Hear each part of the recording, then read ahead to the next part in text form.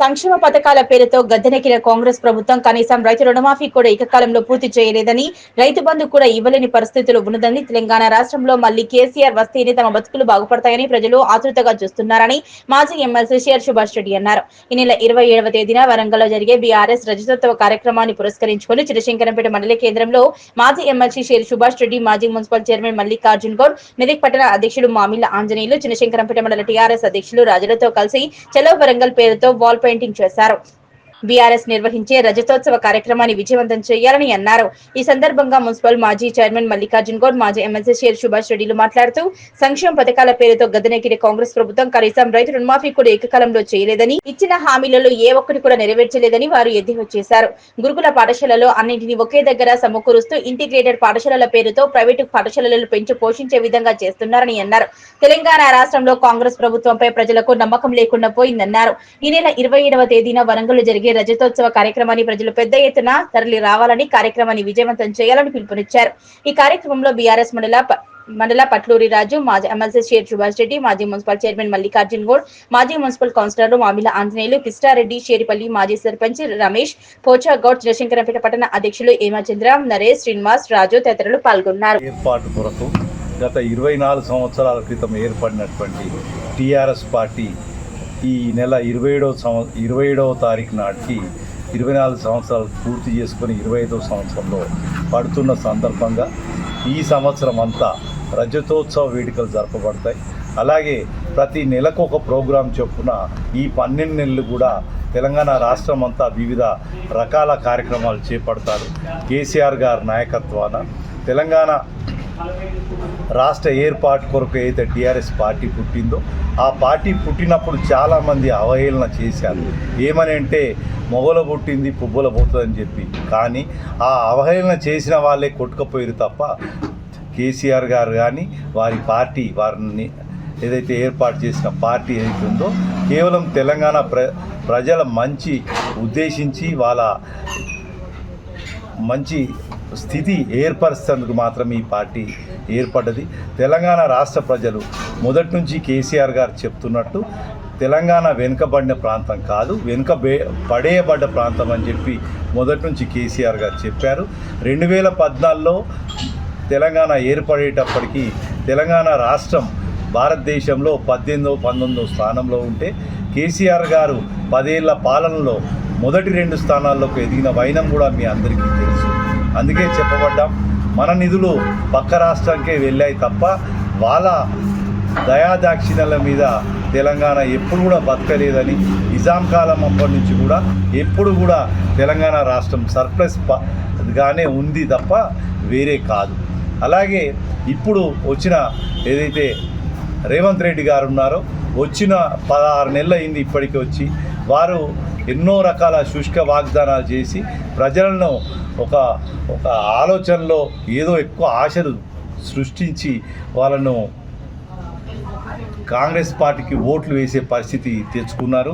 కేసీఆర్ గారి పథకాలు ఏవి కూడా చెడిపోకుండా కేవలం ఇంకా ఎక్స్ట్రా ఇస్తారనే ఆశల మీద మాత్రమే వారు అదొకటి. అలాగే సోషల్ మీడియా గత 4 సంవత్సరాల క్రితం నుంచి వాళ్ళొక కేసీఆర్ గారి మీద కావచ్చు, టీఆర్ఎస్ పార్టీ మీద కావచ్చు, టీఆర్ఎస్ పార్టీలో ఉన్న ముఖ్య నాయకుల మీద వాళ్ళ క్యారెక్టర్ అసాసినేషన్ చేయడం వల్లనే ప్రజల్లో ఒక అపవాదు కలిగి కేసీఆర్కు కేవలం 1.8% తోటి మాత్రమే టీఆర్ఎస్ పార్టీ ఉంటుంది. కానీ ఈ 15 నెలల్లో అయితే కాంగ్రెస్ చెప్పిన విషయాల్లో అన్నీ కూడా బోకస్ అని చెప్పి ప్రజలకు అర్థమైపోతున్నాయి. అందుకే ప్రజలందరూ కూడా మళ్ళీ కేసీఆర్ గారు రావాలని చెప్పి అన్ని వర్గాల ప్రజలు కూడా కోరుతున్నారు. ఇవాళ మనం అందరం చూస్తున్నాం, ఎక్కడ కూడా రూపాయి పుట్టని పరిస్థితి అయిపోయింది. ఏదైతే రేవంత్ రెడ్డి గారు ఉన్నారో ఈ కాంగ్రెస్ పాలనలో పూర్తి ప్రజా వ్యతిరేక నిర్ణయాలు తీసుకోవడం, హైదరాబాదులో రియల్ ఎస్టేట్ వ్యవస్థను కుప్పకూల్చడం, హైడ్రా తీసుకురావడం, మూసి సుందరీకరణ అని చెప్పేసి చాలా పేదల గుడిసెలు పీకేసే ప్రయత్నంలో హైదరాబాదు ఆర్థిక వ్యవస్థ కుప్పకూలడం, తెలంగాణ రాష్ట్రం అంతా హైదరాబాద్ మీదనే ఆర్థిక స్థితి మీదనే తెలంగాణ రాష్ట్ర అభివృద్ధి ఉంటుంది. అలాగే ఏదైతే రైతులకు ఇవ్వాల్సినటువంటి రైతు బంధు కావచ్చు, రైతు బీమా కావచ్చు, ఈ వృద్ధులకు ఇచ్చేటువంటి 2000 పెన్షన్లు ఏవైతే గతంలో ఇస్తుండేనో వాటి 4000కి ఇస్తామని చెప్పి కూడా ఇప్పటికీ 16 నెలల్లో 5 నెలలు ఎగ్గొట్టిన వైనం కూడా ప్రజలందరూ గమనిస్తున్నారు. అలాగే రైతు బంధు విషయంలో ఇప్పటికి కూడా ఒక్కసారి కూడా 2-3 ఎకరాలకు కూడా పూర్తిగా ఇవ్వలేకపోయిండు. ఇచ్చినామని చెప్పడమే తప్ప ఎక్కడ కూడా లేదు. అలాగే ఏవైతే స్కూల్స్ విషయంలో ఈ మధ్య మనం గమనిస్తున్నాం, ఇంటిగ్రేటెడ్ స్కూల్స్ అవి అని చెప్పి ఏదో చేస్తున్నట్టుగా ఒక భ్రమింపజేస్తున్నాడు. అయితే వాళ్ళు 119 కాన్స్టిట్యున్సీల్లో ఇంటిగ్రేటెడ్ స్కూల్స్ పెడతామని చెప్పారు. కానీ కేసీఆర్ గారు 2014 కన్నా ముందున్న 200 గురుకులాలను 1200 గురుకులాలుగా మార్చిన విషయం కూడా మీ అందరికీ తెలుసు. దళితులది కావచ్చు, గిరిజనులు కావచ్చు, మైనారిటీలు కావచ్చు, బీసీలు కావచ్చు, ఓబీసీలు కావచ్చు, చాలామంది కూడా స్కూల్స్ ఏర్పాటు చేయడం, దానివల్ల మామూలు విద్యార్థులందరూ, పేద విద్యార్థులందరూ కూడా ఆ స్కూళ్ళల్లో ఏదైతే కాంపిటేటివ్ ఎగ్జామ్స్ ఉన్నాయో వీటిల్లో కూడా బాగా ర్యాంకులు వచ్చిన విషయం కూడా మీ అందరికీ తెలుసు. ఈ అన్ని విషయాల్లో తెలిసినప్పటికీ కూడా వీళ్ళు ఒక ఇంటిగ్రేటెడ్ స్కూల్ పెడతామని మరొకసారి ఒక డోకాబాజీ నిర్ణయం తీసుకొచ్చారు. ఇంటిగ్రేటెడ్ స్కూల్ అంటే ఏదో కాదు, ఇప్పుడు ఉన్న స్కూల్నే దాంట్లో మెర్జ్ చేస్తామనే ఉద్దేశించి తీసుకొచ్చారు. వాళ్ళు 200 కోట్లతో ఒక స్కూల్ పెడతామన్నారు. 119 స్కూళ్ళు పెట్టాలంటే 11,800 కోట్లు అవుతాయి. కానీ ఈ బడ్జెట్లో 2,300 కోట్లు మాత్రమే కేటాయించారు. అంటే మళ్ళీ మోసపూరితమైన విషయం చేస్తున్నారు. ఇంకోటి, ఇంటిగ్రేటెడ్ స్కూల్ అంటే ఏదో కొత్తది కాదు, ఈ ఉన్న స్కూళ్ళను అందులో మెర్జ్ చేస్తామని చెప్పి.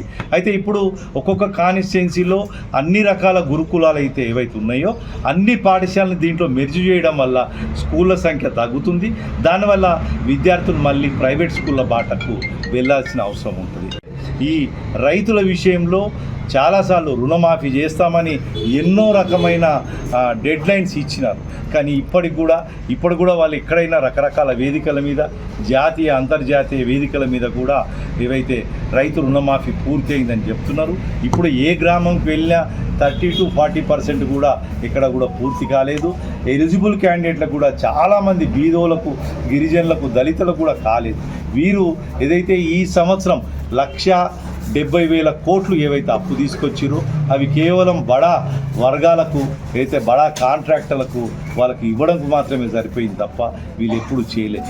కేసీఆర్ గారు గత 10 ఏళ్లలో 4 లక్షల కోట్ల అప్పు తీస్తే, అంటే యావరేజ్గా 40,000 కోట్లు తీసుకొస్తే, ఈయన ఒకటే సంవత్సరంలో 1,70,000 కోట్లు తీసుకొచ్చి కూడా ఇప్పటికీ ఈ సంవత్సరంలో ఒక్క ఇటుక కూడా పెట్టలేడు, చిన్న పని కూడా చేయలేకపోయిండు.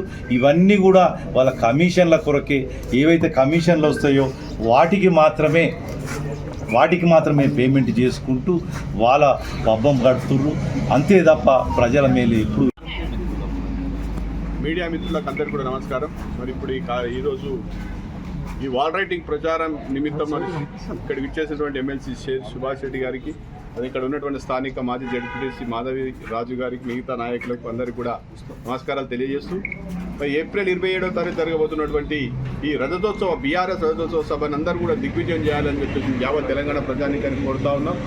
ఎందుకంటే ఈరోజు ప్రజలందరూ కూడా ఇటు గులాబీ శ్రేణుల్లో జోష్ నింపడంతో పాటు ప్రజలకు ఒక భరోసా కల్పించాలనే ఉద్దేశంతో ఈ రజతోత్సవ సభ జరుగుతా ఉన్నది. ఎందుకంటే ఈ యొక్క కాంగ్రెస్ పార్టీ మీద పూర్తి వ్యతిరేకత, దేశ చరిత్రలోనే ఇంత తక్కువ సమయంలో ఫెయిల్యూర్ అయినటువంటి గవర్నమెంట్ ఏదైతే ఉందంటే అది కేవలం రేవంత్ రెడ్డి గారి కాంగ్రెస్ ప్రభుత్వం అని చెప్పక తప్పదు. ప్రజలకు ఇచ్చినటువంటి ఏ ఒక్క హామీని కూడా సంపూర్ణంగా అమలు చేయక, అటు రైతులను, ఇటు మహిళలను, అటు విద్యార్థులను, అటు ఫీజు రీఎంబర్స్మెంట్ లేకుండా విద్యార్థులను, అన్ని వర్గాల ప్రజలను నట్టేట మూస్తున్నటువంటి రేవంత్ రెడ్డి ప్రభుత్వం మీద అక్కసును వెల్లడించడానికి ఇలా లక్షలాది మంది ప్రజలు తరలి రావడానికి సిద్ధంగా ఉన్నారు. తప్పకుండా మేమందరం కూడా ఇక్కడ ఉన్నటువంటి బీఆర్ఎస్ శ్రేణులం అందరం యావత్ మెదక్ నియోజకవర్గంలో పద్మా దేవేందర్ రెడ్డి గారి నేతృత్వంలో, వారి నాయకత్వంలో తప్పకుండా పెద్ద ఎత్తున తరడానికి ఏర్పాట్లు జరుగుతూ ఉన్నాయి. విస్తృతమైనటువంటి ప్రచారం చేస్తూ ఉన్నాం, వాహనాలు సమకూరుస్తూ ఉన్నాం. నేను అందరూ కూడా నియోజకవర్గ ప్రజలకు హృదయపూర్వక విజ్ఞప్తి చేస్తూ ఉన్నాం.